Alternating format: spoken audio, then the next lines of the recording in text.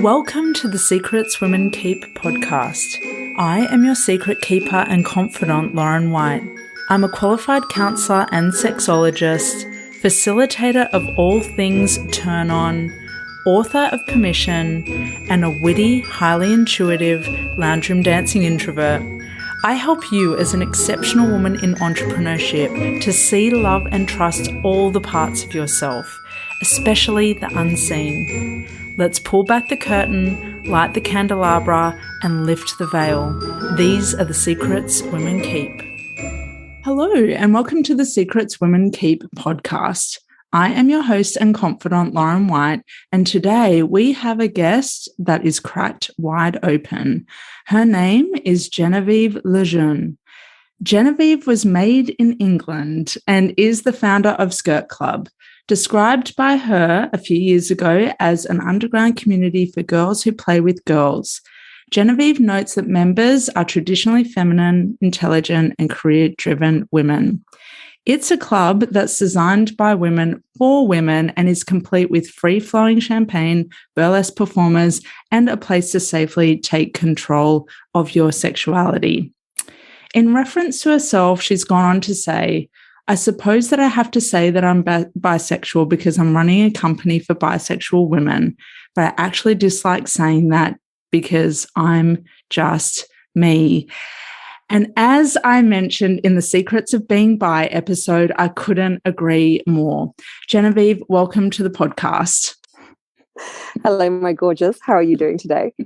Very good. I've got goosebumps running down the bottom half of my legs, which is my always my big sign from the universe that something's like aligned and amazing and orgasmic. So I'll be so honest, that's how I'm going. How are you? You're not the first, darling, who's described that tingling feeling to me. I'm sure I'm not. Welcome. I am so, as I've said to you before we pressed record, I'm so excited about speaking with you. You are a dream guest to have on the podcast, and I just know that my listeners are going to love this episode. Because you are a permission granter and your movement is all about granting permission, and we can never do with, we cannot do without. We need more permission granting is what I'm trying to say. Happy to grant. It's a strange thing, permission. I don't need to grant it to anybody, of course. I mean, it's there for you to take. But it certainly helps push things along a little quicker. If I say, look, I'm doing it, you should too. Yes. Yeah, that's it. Yeah, you're not, I love what you said. You're not, no one actually needs to be granted, but we do need to witness people going first so that we can then choose ourselves and go first. That's what I've noticed about anything that is around permission granting. So thank you for leading the way. I know that it's not been the smoothest ride, and I thought that we could talk about the juicy stuff and Please. just like the realities of what it is that you have created and some of the glorious moments and some of the more challenging times as well. So would you be able to share with listeners just the quick backstory as to what you were experiencing within yourself when you founded Skirt Club? I'd be delighted to. Okay, so I founded Skirt Club in 2014. I was living in London still at the time. I was working in banking, so you can imagine the polarizing day job, duties were quite different to what I was used to. And of course, for that reason, it was very attractive to work as a party planner effectively at the beginning. And I was having a lot of fun really for myself.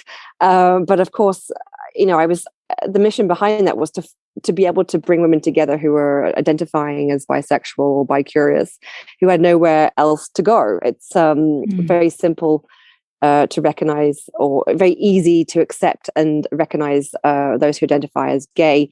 But then there's that gray area in the middle, the spectrum, where we're not quite either, we're both.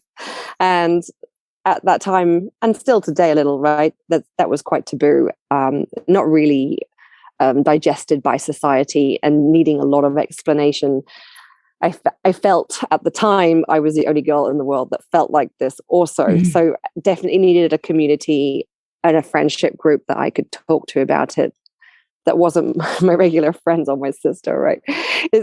Sexuality is a private matter generally. And you kind of, especially with something that's a little bit different, you need a friend who understands where you're coming from so they can resonate, and you can help one another then, right? You can share your secrets and not feel alone. So that was my original drive, to build community. And then a second driver that came along, I guess, I sort of went to a couple of play parties myself. And even though these play parties were billed as like women make the rules, they clearly weren't making any rules. And I think that's just a sign of how society is. It's run by men.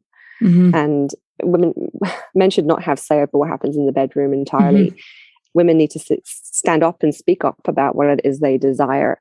And in order for that to happen, they had to also recognize what it was that they desired. And that's where I saw the big opportunity for women to start listening to their bodies. We don't do enough of that. And we certainly don't put our own happiness first, that's for sure. Yeah. And for years, I worked as a sex therapist with women, solely with women. And that was the first thing that we would always cover after covering their history was, what's it like to listen to your body? What does your body say? What does your body say? How do you feel right now? And when women are conditioned to trust and honor only what's going on in their mind, then we are so we face so many more limitations around our sexual expression and can fall into a trap of feeling like someone else knows what's best for our sexuality or what it is that we need, or, what kind of experiences would coax that out, when really it comes back to exactly what you said, which is, what do you feel? What do you want? What does your body say? Right. So what has that, were you already very in touch with your body before you started Skirt Club, or is that something that's evolved the more that you've explored this aspect of your life? So ironically, I was not in touch with my body at all. I was 35 when I started Skirt Club, so I was already well into my sex life, if you want to call it that, and I lived with my boyfriend. I had a series of steady relationships where I'd lived with each partner for like 5 years. There really was no excuse as to why I didn't understand or listen to my body, but I definitely did not put my needs first. I was very subservient, and I often let him lead the way. I don't think I ever initiated sex, and I was also afraid to. I didn't know what I was asking for. Often I saw it as a chore. I didn't always enjoy it, and I felt like I had to please him because my mom told me to. And I think as young women, we are raised in a patriarchal sort of sense to please our men, our partners, keep them happy, make sure that they get everything they need. And low betide, if you don't, he will wander, and it'll be your fault that he cheats. Yeah. And so that is, yeah, it's a horrible message. It's really horrible. And that's not the truth. That's what we're fed to keep us in fear of not asking for more than we should. So I really want to hear more women's voices, and I want to hear them to ask for what they need and what they want, because I've learned to do that later on in life, and I wasn't that late, but later than it should have been, right? So I want that for everybody else from day one, from the get-go. Yes. And what have you witnessed, Genevieve, in your members? Like, you've had, and granted, there was a bit of time there where there might have been a gap with events, but over the years of maybe seeing some of your members more than once or connecting with them online, what have you seen change in them from being in Skirt Club? Well, I mean, I'm sitting right here on the front line of feminism, and when we kicked off in 2014, that was the beginning. It was right before the title change of feminist movement. And so we had the pleasure of being right at the front of this. So I get to witness from the start, very scared, frightened shy, nervous women come forward, literally shaking at the door when they arrive for our events. It still happens a little bit, but, afraid that somebody might catch them, afraid that they'd be caught out and named as God knows what, it's the fear again, right? And if so-and-so finds out, they're going to tell my colleagues at work. It's like, wow, like, really, do people care that much? I don't know. Like, but there's definitely, this fear of being found out, like it was a crime that they were committing. Today, I mean, we're looking at the opposite. We're looking at women with a badge of honor that says I'm bi. We see women marching at the Pride Parade with their purple flags. We see women not wanting to be straight because that's boring. It couldn't be more different. It's the opposite of what I started at. This is just 7 years. I mean, it's pretty impressive. Yeah, that's a huge change in 7 years. Yeah, the world changed recently and for the better. We are way more open-minded than we used to be. I mean, I'm sitting in New York right now. We had an event on Saturday night, and it was great. There was no shyness. People marching straight to the bar. Okay, and they're like her and her and her and her, and making that announcement and making the first moves. Like previously, I'd get the, okay, Genevieve, so how do I let her know that I might be into her? What's the move what are the words I have to say?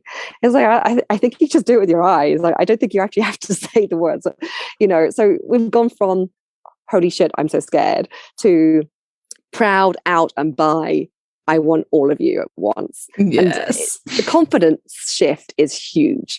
And I just love seeing that in women. It's not going to be just in the bedroom, right? And this is part of our motto. It's confidence bedroom to boardroom. We're going to see that shine through all of her life.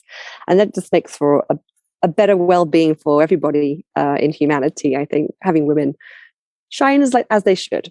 Yes. Yeah, I agree wholeheartedly. When you go, what I learned from studying sex all those years and working with women's sexualities and learning more about myself was when you go to your most sexual self, you're going to your most vulnerable self, and the textures and the layers that are in there, if you go there, you inadvertently learn about everything. You do. You learn about boundaries. You learn about confidence. You learn about personal power. You learn about generosity. You learn about receiving. It just is like it's the absolute nectar of our essence. And I was going to ask you about the catch cry of confidence in the bedroom, confidence in the boardroom. Can you share with listeners who might not quite understand how the two connect, just what you've seen in the members and what you've felt in yourself when it comes to what happens in the bedroom and what happens in work? I think we've definitely witnessed an awakening, that's for sure. But I could tell you, as a shy 30-year-old, I was very much, the epitome of excruciatingly embarrassed about pretty much everything that happened in my life, especially at work. And because I was working in a male-dominated industry, I felt particularly small. I never spoke up in meetings, and even though I had a very high position at work, I let other people lead, even if it was my own project. And I look back now, and I'm just embarrassed about how I used to be. Like, I can't understand how me and her were the same person. Wow. My world changed when I started Skirt Club because I was able to just be authentic for once and speak my truth and be who I really was. And as soon as that happened, something shifted inside of me. And first of all, I stopped caring what people thought, which was huge. Ooh. And then second, I just started doing exactly what I wanted, obviously in a polite manner, but in a way that, and I realized then, of course, you just manifest it, right? You say, oh, I'm going to do this, and people stand to one side and allow you to do it. There's also this myth, I think women go by a little, where they think, well, if he wants to make all the decisions, he should be the one in charge. He doesn't always want to be. I mean, I know for a fact my husband is very happy to let me run the show. It's one less thing for him to do. Yes. So, don't think that they want to be the dominant partner. Yes. You can be. It can go both ways. It can be shared. You won't get too many complaints. Yeah. Yeah, that's right. Sometimes the biggest reprieve for people who have control in so many other aspects of their life is to finally allow and surrender when it comes to what happens in an erotic sense, in the bedroom, in sex. Like, don't ever assume, always ask. Always ask, because that can be someone's turn on. Right. It's not always the ones you think. Mm-hmm. That's right. That's right. No assumptions. No. What's the feeling or the vibration of where this movement is at right now? Like, how would you describe it? Yeah, it's certainly a movement, all right. I feel like we're peaking. I honestly feel like this, and then just being back in New York again, I just remember how strong it is here. Women are so independent. They make their own money and they buy their own tickets and they own their own sex. So that's it's really important for them to manifest what they want. And nowhere else in the world does it as well as they do in New York, that's for sure. Yeah, it's a very magnetic city. So of course I'm from London originally, right? So I know my own culture very well, and our ladies there, they could do with a bit more pushing. I mean, they always show up for the party, and they always get involved, but they could do with a little bit more, like owning the agenda. I think they could grow their confidence a bit more over there. Yes, yes. And what would you attribute that cultural difference to? The British culture is a lot more reserved. Now, I mean, of course, we all know that. Whereas, I mean, I won't say American because it's so different across the whole of the US, but New York culture is absolutely gung-ho. Like take no prisoners. They are go-getters to the absolute extreme. It's impressive.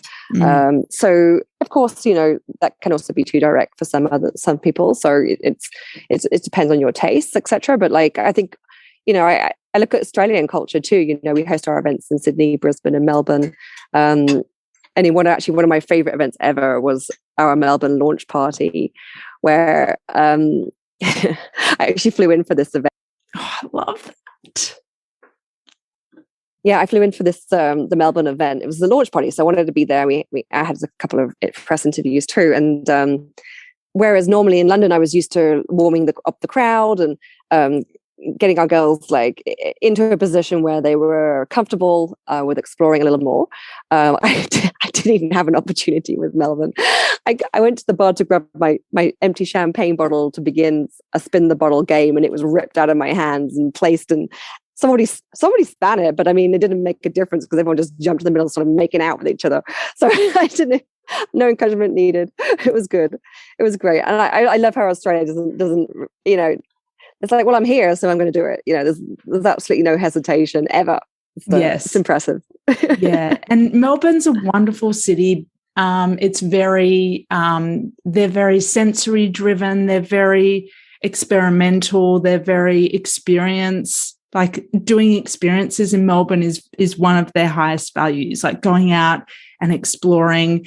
In Brisbane, we're a little bit like the culture is just a little bit quieter up here, but I know that the women that are at the helm of the Brisbane chapter of Skirt Club are just phenomenal and fantastic and really getting the women in this region like out of their shell. And the forum's the forum for the Brisbane women is just beautiful. It's like everyone's going, you're a little bit shy at first, but always get your ticket because you're going to regret if you don't go. And it's just such a beautiful space. I just love it. And I'm so grateful to you for what you created that's allowed so many women to connect in this way and to have opportunities to go to events, regardless of what happens at the event, but to just show up going, this is a mask I don't have to wear. I don't have to wear the mask of straight. I don't have to.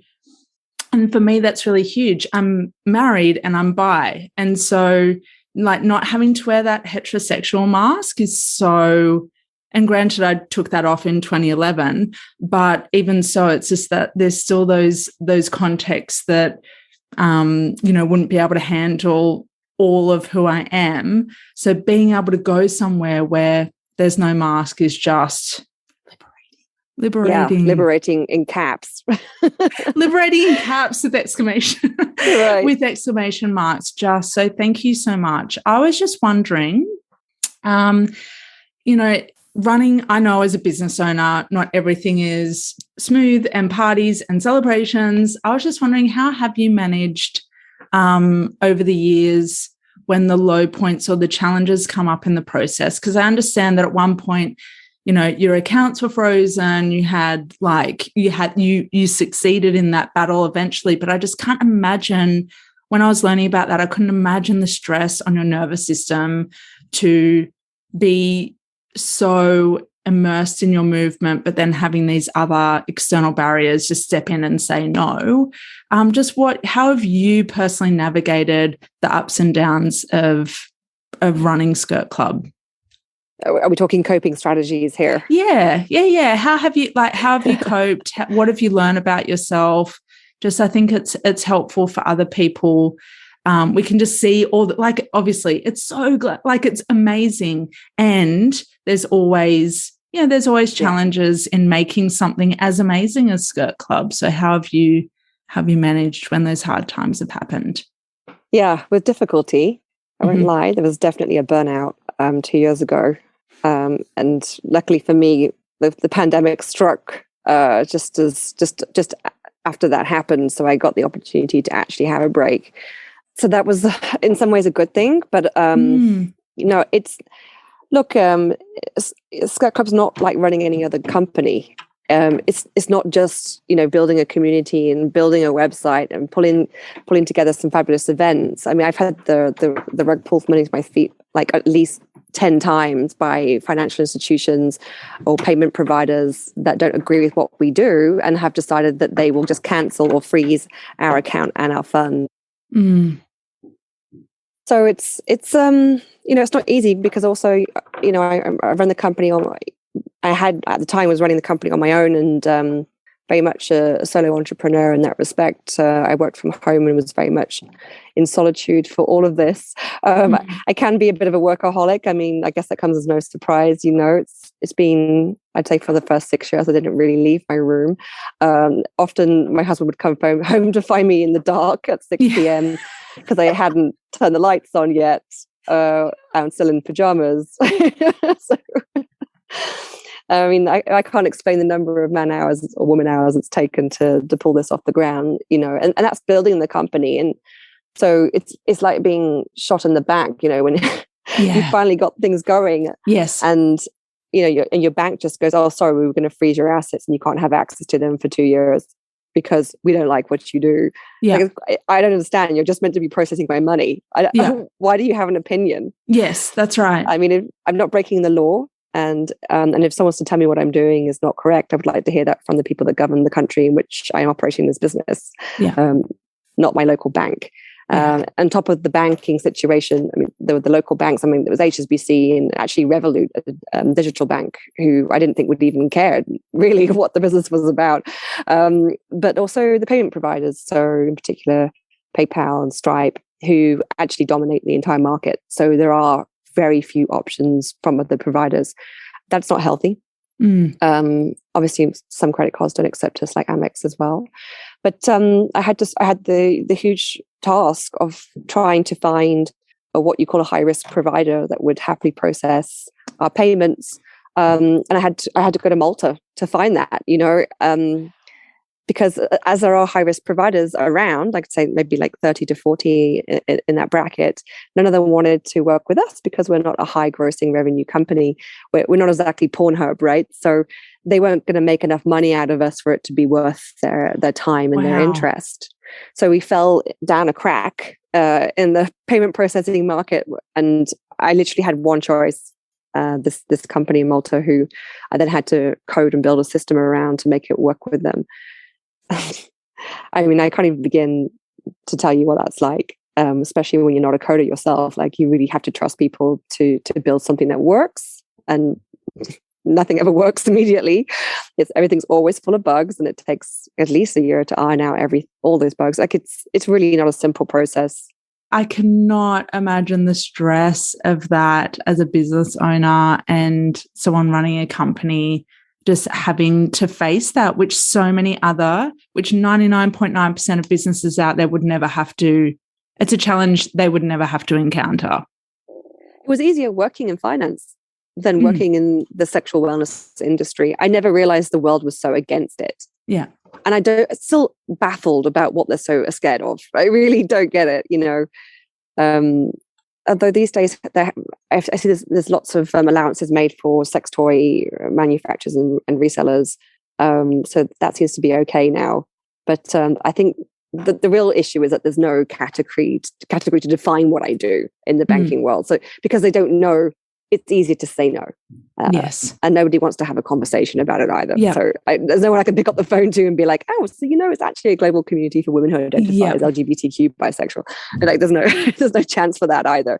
So yeah, that kind of rejection on a global scale is not fun to handle when all you've done is pour your heart and life savings into creating something that benefits the world. But, did you think about stopping at any point during that hard time? Yeah, all the time. Mm-hmm. It mainly because it was too much for me because I had to handle all of it. There's nobody else by my side that could help me and nor understand it. I mean, even the experts didn't have an answer. Like no amount of money was going to solve it either. There's no consultant that could come forward and be like, oh, here's your answer. Yeah. I just had to hard graft it like everything else and go do the research, do the calls, go out there and figure it out. And it took me a year. And in that time frame, of course, I'm battling with the fact that I can't take credit card payments on my website. So, it's just a nightmare. Yeah. I'm taking a payment via PayPal it's not PayPal. I'm banned from that one, Venmo or something like that, right? And then of course I'm having to issue the ticket on the back end. Like I'm doing all the manual processing. I don't think I really slept either. So now, of course, I'm reflecting and thinking I'm a mad person. But I definitely had something drove me the last 7 years that I can't even explain. It was like a force of energy, and there was nobody who was going to get in my way. Yeah. Unstoppable in every definition. Yes, absolutely. I'm a little bit smarter these days in terms of how I work. I have recently hired a lot of people, and it takes the pressure off immediately to know that you're not alone. Yes. Yeah, and I advise any woman who is trying to single-handedly run a business, like if you can afford it, get in the system because they'll take that admin pain off you, and you can think higher. You can think on a more strategic level. That's right. Yeah. Agreed. Support every woman needs to be supported, especially the fiercely independent women. Like especially. We need to be supported. Yeah, the mad hatters. That's one of our lessons in this life is allowing ourselves to be supported. Yes, we can still be driven. We can be high generators. We can go for what we want. And we need to reconcile that we can be supported as we do that. And to accept it too. I mean, I have a hard time accepting help because I'm very sort of fierce in that sense. I can do it. I don't need anyone's help. I've got my own cash behind this. This is my vision. I want the brand to look like this way. Therefore, I'll do the design work too. It's like it's mad when you think about it. But it was pride, absolutely. A trust issue, possibly, and I'm very responsible for a lot of people's private information. I'm very aware of that, and I was very reluctant to trust anybody to have access to anything. In case that was used in the wrong way. Yep. But as a result, that meant I had to do all of my own admin to safeguard that data. I've now found systems in which I can manage that effectively. But there are a lot of laws, especially in the UK where we're based. GDPR, it's called. It prevents data. Basically, there's a £500,000 fine if you misuse data in any way whatsoever, right? So I'm permanently paranoid about how a website is accessed and how people's data. And I don't know if in the US, of course, there's absolutely no laws at all. So I was aware of those. The buck stops with me, and when that's the facts, you really don't have a choice. You have to be responsible and take care of things in minute detail. Like you can't take risks. Yeah. And what the irony of that when you're the irony of that when this club is about gently stretching and meeting those new edges and taking those risks, but then you have to be, as the leader of that, you have to be so on guard in some ways, like with the actual protection of privacy and the portal and everyone's information. The duality of that. It's like, this is a club about being free and liberated and like be authentic and it's like, whoop, like you have to be in a completely different state to protect that. Yeah. But for me, as long as everybody else felt liberated and had a good time, that was a good deal for me. Like that was a fair trade. Like I was happy to provide the space and guarantee it would be done correctly for the good of all. That gave me enough satisfaction to continue. And I think now we have a working model that my new team will understand and respect. There's no room for failure now, right? Because I've done it, I've figured out the process with blood, sweat, and tears, and this is how it's going to be. And you must follow this process in order for us to be kept safe. So I think we're in a good spot. Yeah, more than good spot.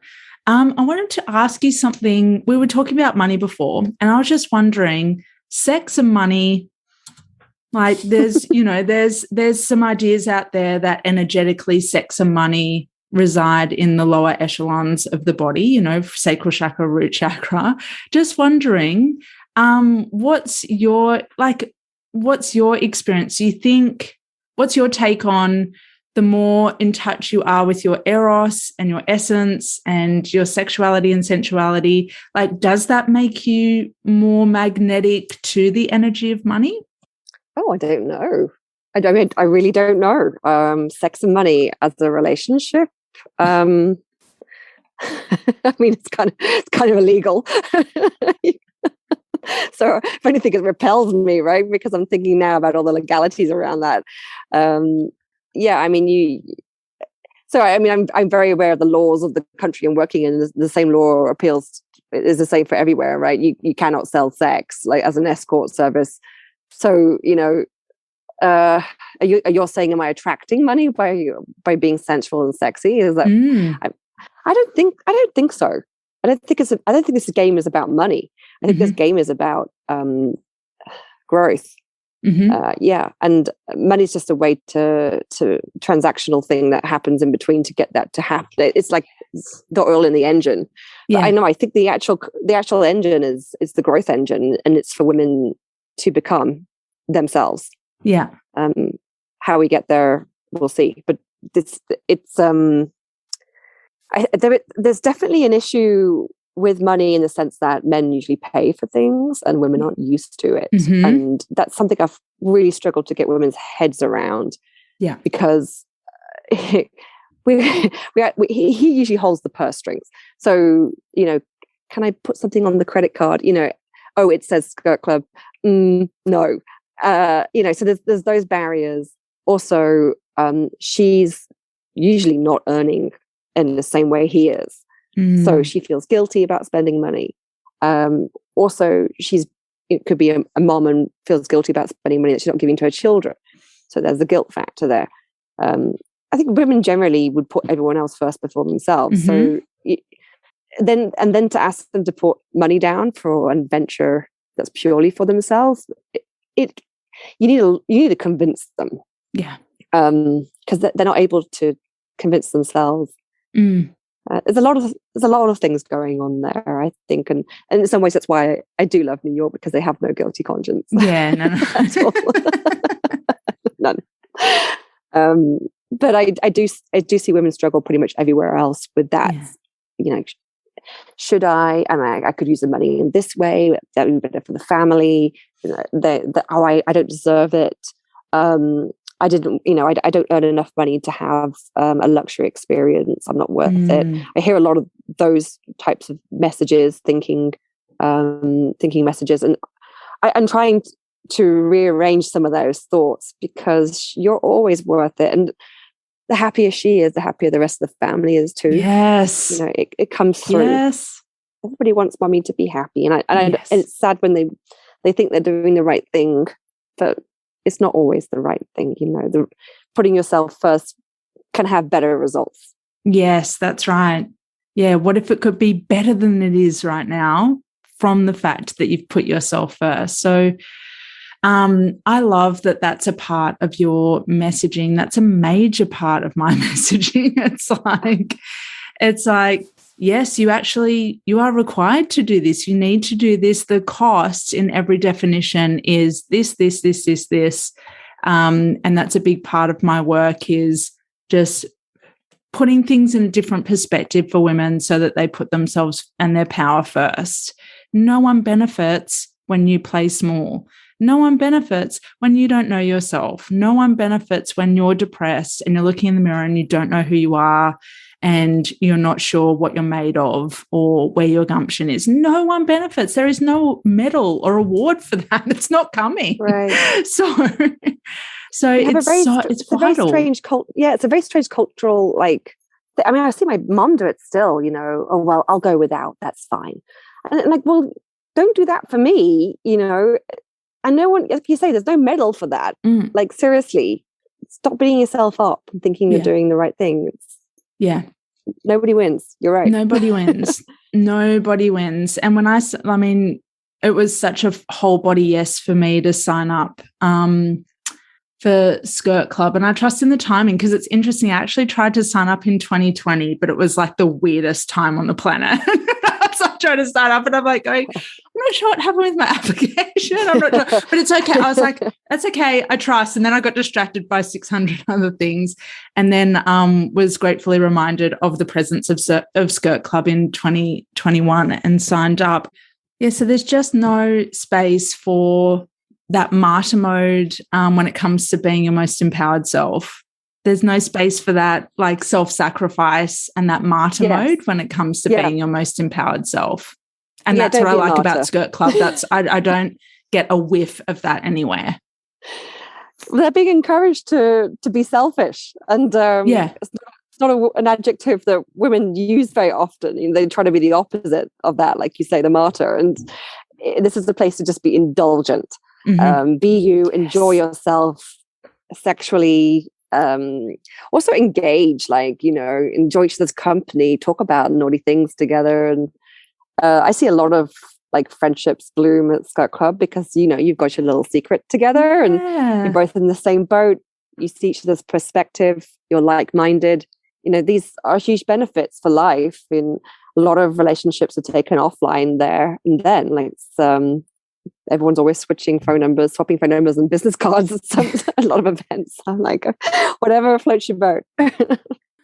I love it. I love it. Well, Genevieve, I can't wait to attend more in-person events. I live for in-person events. Even though I'm an introvert, I do love, I save it up and then I go, ooh, and then I get dressed up and get very, very excited. So I just can't wait to go to more Skirt Club events, whether it be in Brisbane or beyond, because I do like to travel, and now we're opening up a little bit. So I just can't wait. So I really, really, from the bottom of my heart, want to thank you for staying the course and for whatever it was, that force inside of you that propelled you forward, even in those really dark moments. To be sitting here with you now, I'm immensely grateful.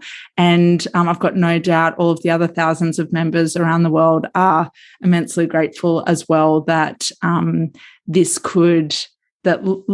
it could still grow and live and breathe beyond those challenging times. So thank you. It's my pleasure. And you're making me cry. So thank you. I just adore you. I just adore you. And I've got no doubt, even though you said the movement is peaking, I've got no doubt there's even more peaks for you and the movement to come. Yeah, I've got an army of women behind me, and I feel it. You do. Yes, you do. We're here to support you. We're here to champion the cause. And I would love it if you could tell listeners where we can find you and where we can find Skirt Club, and I will put everything in the show notes. Oh, of course. Okay, so if you'd like to become a member of Skirt Club, simply go to our website, skirtclub.co.uk, and make an application. It's very quick and simple. We are also on Instagram under Skirt Club, one word. And you can also follow my personal account, Genevieve LeJeune. We're most active on Instagram, but we're also on Facebook and Twitter too. Yeah. I feel like Instagram's probably the most. It's still not the greatest space, but it's probably the best that we've got at this point in time when it comes to public social media. That's another conversation we can have another time.